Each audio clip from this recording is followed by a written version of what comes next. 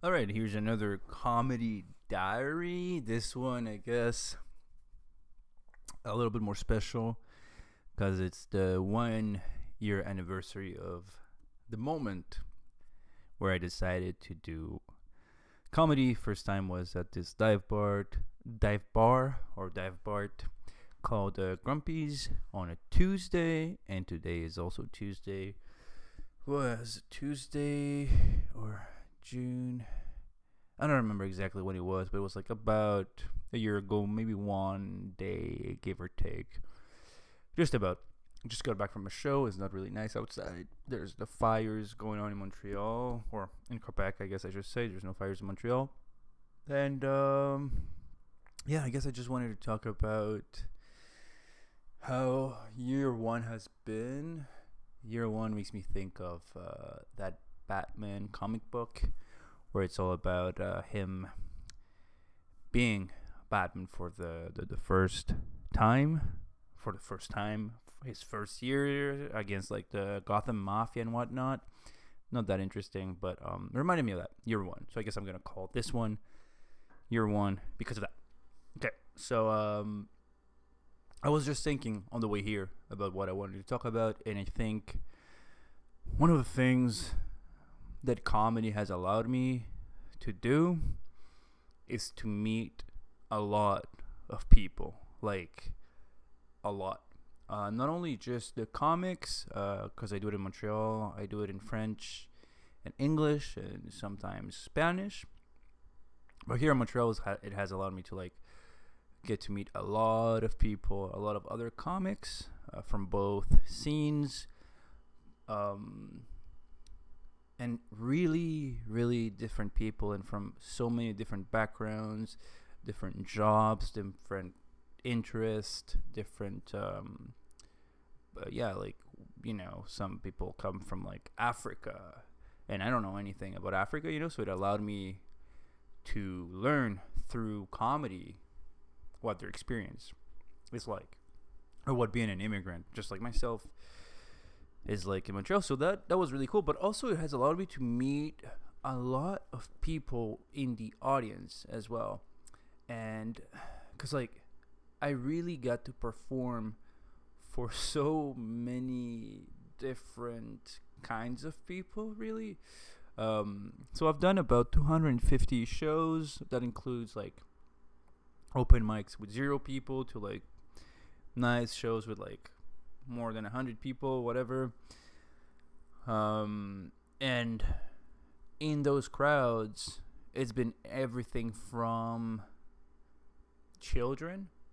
I did park shows last summer where there were kids in the crowd, which with some of my material, it kind of like made me kind of have to gauge stuff, to like really old people or people that I remember. Like a couple months ago, there was a dude that was blind, like a blind dude in the crowd, and that was interesting. Like just going on and thinking like, oh, like comedy is such a good medium for people who can't see stuff, because it's mostly, I guess, vocal. I guess there's a physical part to it, but at least they could hear the jokes, right?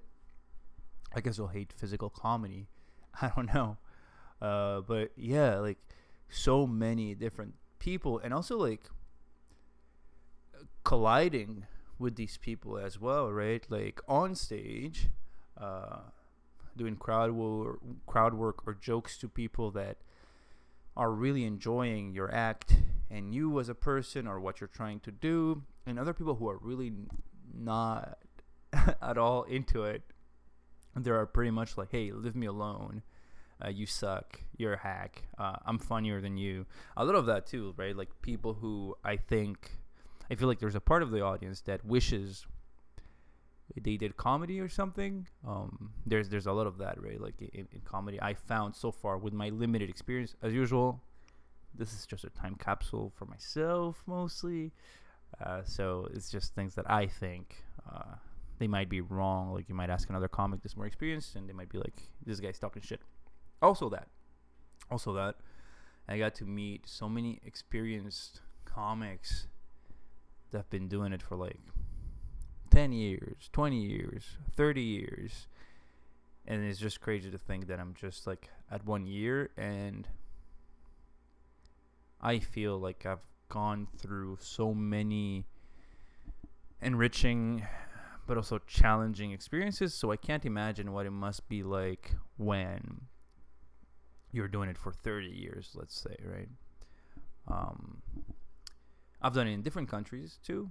I did it in Colombia and in Mexico City, and in Colombia. So I got to do it in Spanish, and meeting the comedy scene there also, and seeing their struggles and what comedy is like there, and the audiences also very different. Like in Colombia, I remember this one show that I did where the ladies were very into like challenging the comics. Like you would just do a premise and be like, and they would be like, yeah, let's hear it. And I'm like, fuck, I'm just like, this is what I'm doing. Like I'm setting it up for you, so that you can get the punchline, I guess. So there was that. Or in Mexico City, like Mexico City was really nice. Mostly there's a lot of open mics at the same time, and there's some audiences, but honestly, like the audiences weren't that big. And when I did shows with audiences, I got to open for these comics, and the show was fine, if I remember well. But yeah, like comedy allows you to collide with a lot of people, right? So from year one, I feel like a lot of what I've learned, it's all people related skills, because the writing and stuff, like I've done creative stuff before. I guess joke writing, the formats and learning how to write jokes, it's its own beast that I'm still trying to like master and get better at it. But like with every joke, I do feel like I get better at it in some ways, and I'm able to maybe like catch on to stuff while I'm on stage and like correcting it on the spot. Sometimes not, but I'm still learning. I feel like I'm really learning, but I feel like I've learned a lot. People skills, smile, and I always heard this, and I was like, that's true, but I also want to try to be maybe like more deadpan, or maybe like more serious, more sarcastic. And smiling gives you the affordance to be sarcastic and to be mean. So if I'm telling you, oh, oh, you're an asshole, like I'm being your friend also, so like I guess it kind of softens the blow, and it's all in good fun, and we're like just playing, and it's cool, So smiling is something that I've been trying to do more lately, and even like little laughs, or like showing emotion and showing that I'm enjoying myself and truly trying to enjoy myself. That's the other thing, like really enjoying myself, trying to put aside all the things that are negative going on in my life, or things, bad thoughts that I'm having or something like that, and just being like, you're here, you get to do this, you get to like do comedy and do something that you like, so why don't you allow yourself to enjoy these 5-10 minutes and just do it, right? Just be on stage and have fun. It's difficult to keep it up the whole time. That's not like an erection joke. It's difficult to keep it like nice the whole time, but like catching on the waves of laughs and like good vibes from people, it really helps. And I feel like, like a lot of what you get as an advice for comedy is like, try to get to be yourself on stage. And I feel like it's yourself, but it's also like the yourself that you are when you're around your friends, when you're having fun. So it's not only have fun, but it's like have fun with them, have fun with the people in the crowd. And I feel like the times where I manage to do that are the ones where I feel the best about myself, and that I perform the best, and that I got the more laughs, and that people are the happiest. So again, about colliding with people, uh, it's nice to collide with people after the show that come up to you and tell you like, "Oh, that was nice," or blah blah. But I've also had people that are like, "Yeah, keep working on those jokes, man." And it's like, I know what you mean. Like I was there. I know I suck, but like what? Like, do you think that that's life changing? That that's gonna help me for real? It just hurts. It just hurts. So a lot of that happens too. Okay, um, comedy. It's really challenging on you as a person, I think, or at least for me. I came to comedy from a place where I didn't really like myself that much, or it was always like an undertone or a recurring theme in my life. And at one point, I decided to show myself enough love to go on stage and to do it, and my confidence grew. And just the fact that I'm in front of a camera right now, and that I can look at myself and see myself and not just think like, fuck, I'm ugly, I'm fat, I suck. Like, these are all thoughts that I always had. Like, I always hated looking at myself on pictures, for instance, right? And now, like, I'm on stage and I'm putting myself out there, and I'm just getting used to myself, and I'm getting used to appreciating who I am and appreciating the good things that I do and like the good things that I bring to the table. So it's allowed self-love to it allows for self-love to grow, I think. But also it's also intention with like deep self-hatred from performing in itself, right? Like, I think it's very easy to compare yourself to others in comedy. Like, you see others getting stage time that you're not getting, shows that you're not getting, opportunities that you're not getting, and this is maybe just a me problem where like I don't always manage to be as humble as I should be. But now I'm doing better regarding that. But yeah, like, so it hurts, like, you're like, oh, why am I not doing well? Am I not doing what I should be doing? And in the end, like, it's really, these are all, I guess, obvious things, but like, these are not things that you can control at all, right? Like, there's a show, they don't book you, they don't want you, like, you had no power onto that. The only thing you have power on is like making your comedy as best as you can, right? So like just going on stage as much as you can, writing your jokes, listening to your sets, rewriting, and really watching yourself and seeing what you're doing wrong, asking for advice, asking for feedback from other comics that you trust. Those are the only things you have control on, right? So that's what I'm trying to focus on right now. And honestly, for the last couple of months, I've been feeling way better about comedy as well. Just like, I'm making choices where I value myself and I do the shows that I want also. Like, I'm not just doing like all the shows anymore. I'm also putting a lot of value on my health. Because with comedy, one thing that happens a lot is that you'll go to bed really late, for instance. Or you'll go and drink a lot. And now I'll go out, and I don't always drink at shows now. But I used to drink. I used to drink like 3, 4, 5 beers every day. And I would go up 8 times a week. That's like a lot of beers, right? And now I'll have one gin and tonic every couple of days. Or like if the show gives you a free drink, I'll take it, so like I really relax on that. And also like late shows I'll do if I don't have work the next day. There's open mics that I don't go to anymore because of that, right? Like where they're so late and I'll go up so late that like the next day I need to get up for work at 7 a.m. And I'm lucky because I get to do something that I like for work. Like I teach video game design, so that's like also a career that I worked really hard to get. So I don't want to, put that aside. And that's the other thing is like trying to appreciate these other things as well that are outside of comedy, so that it actually feeds into it, right? So there's like a feedback loop with like life and being a human being and working on these things. So yeah, so finding more balance also is something that I've been doing towards the end of year one.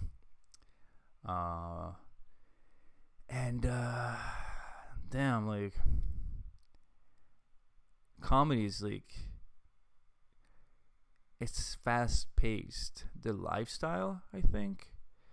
And that's like in Montreal. I can't even like comprehend how it must be like in New York City, for instance. But like in Montreal, the amount of intense emotional experiences that I've gone through is like immense, right? From being mad at an audience member, which I'm not anymore. I used to, like, I've been mad at people and because they interrupted me or something like that, and now it's like, fuck the jokes. That's the other thing that I've learned also, is like, fuck the jokes, you know, like, the jokes are there, but you're the comedian, you know, like, you can go through between the cracks and try to work the jokes in. But if you're having fun between the jokes and you get laughs and you're like entertaining people, like, it's fine. But yeah, like, from like experiences, like from people telling you stuff after the show, you know, like, oh, that joke like reminds me of, you know, I've gone through that. Or like people with addictions, like I talk about addiction on my material, and like people with addictions coming up to me after and being like, hey man, congrats on the sobriety, or like congrats on this and that, or like, hey, like kind of like reaching out. So, you know, like there's connection like that. Other comics also not feeling good, and just being there for them and just sharing laughs. So emotionally, it's very, very demanding, right? Like, it kind of asks of you to engage your whole being, right? So that's I think what they mean by being present, being there, being in the space. Like all these terms that you hear like in podcasts, because I listen to a lot of podcasts about comedy and I read books and stuff. Like I'm really like a nerd about this. But all these terms, I feel like they mean one thing initially when you read them, and then through experience, they start meaning other things. Like they start taking like a meaning that's like tainted by your actual experience, and you're like, oh, that's what it means for me. You know, that's what it means to be present, or that's my take on that. Yeah. There's one thing that happened yesterday. I got a message on Instagram from someone that saw my comedy diaries, and there's someone that's, I think, if I understood well, they're trying to do comedy, but they're nervous about it, and they were like asking for advice or like things like, oh, like, what about this? Like, I think they want me to kind of like help them with the jokes and stuff, and it's really interesting because like I can totally see myself in that, right? I very well remember how big of a deal it is to do comedy for the first time, you know, like you had your whole life to stress about it and to think about it and to build it up, and then you go up and it doesn't matter at all, and it's all for you. The first time you do it, it's just for you. And then hopefully you'll do it again the same night, the next day, or the next week. And then you only had 1 week to hate yourself, to build that up, right? To stress about it. And then you'll be doing it more and more. And then that stress still exists, but it'll take another form. Okay? It'll take this form, at least for me. It used to be about going on stage. Now that doesn't exist anymore, really. Well, it exists, but under another form. Okay, let me explain. Let me just really make this clear. The stress of going on stage initially is about you, like, oh, am I going to be bad? Am I going to be good? Because you're building it up. And also it's like, are they going to like me? Are they going to like, well, and that kind of goes away, I think, a little bit. But then there's this other type of stress, which is like, I think second stage is like, are the other comics gonna like me? Oh, do they think I suck? At least this was for me. And then that goes away, and then it's like, am I gonna get more opportunities because of this set? Like, I need to do well so that this promoter sees me, or this producer sees me, or this guy sees me that has a show. So it starts more of being like related to